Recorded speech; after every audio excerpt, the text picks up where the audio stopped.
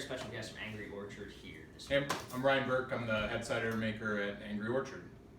So what we're going to do, since it's Hudson Valley Cider Week, and we talk a lot about cider on the show, I feel like I'm boxing you out. Here, come through, so you can be in the video. Or stay there. Either way. Basically what we're trying to do is give you a little bit of a kind of insider's view as to, hey, this is the best way to kind of taste a cider. Here's what you should be looking for, kind of cider 101. So we've got a cider from Angry Orchard that was made right here in Walden, New York. Yeah, so this is our house cider. We call it our farm cider, and that's because all the apples are actually off our own orchard, as you said, down in Walden. So cool. Figured I'd bring it along for you to give it a taste. Perfect. The only place you can drink it, well, besides Walden, is right here, or in a growler that you take home. Awesome. And that is available there for us to growler? Yeah. We just have it in Walden. That's it. We don't package it. We only have it there for people to come to visit us. Very cool. See, he doesn't believe in tasting glasses. He's all about glasses of cider. Yeah.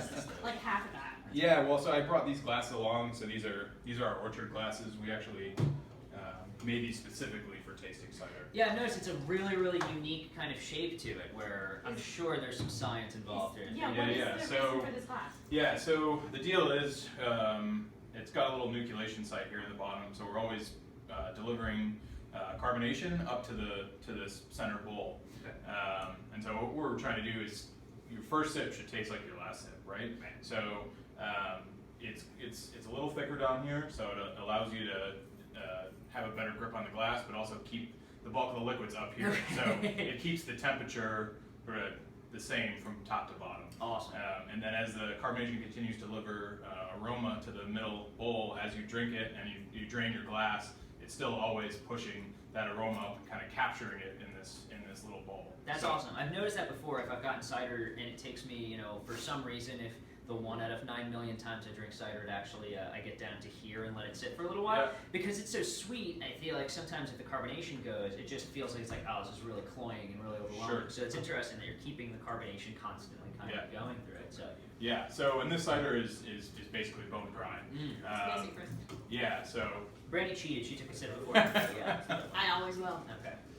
So yeah, from a tasting perspective, we want to take a look at the cider. This one is kind of clear to hazy. It's because this is totally unfiltered. So what that means is, we fermented the cider, we racked it off of all the leaves that drop out, and then we hold on to it for a couple months really cold and just kind of let it naturally clarify. Okay. But it still holds on to some of that natural haze. Right. So then sort of give it a smell. Lots of green apple aromas. Yeah, so sort of kind of fresh apple, spicy.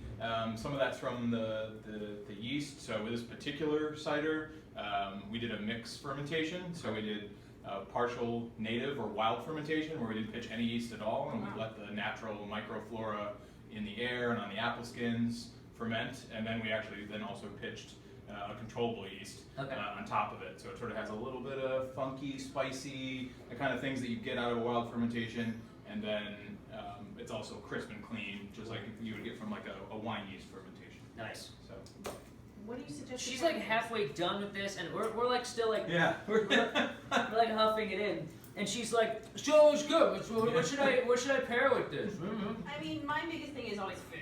And what is this? What would you think that's going to make this my food at home run? Yeah. So I think why this is a cool cider is because it's really, well, there's a lot of reasons, but for food, it's really dry. It's not totally dry. We actually used some apple varieties in it that produce some sorbitol, so it's unfermentable sugar. So it has some natural sweetness. We didn't put any sugar back in it, but it's very minimal. So it's mostly dry, and it's pretty acidic. One of the benefits of the apples of New York are that they have a lot of acidity, a lot of natural acidity.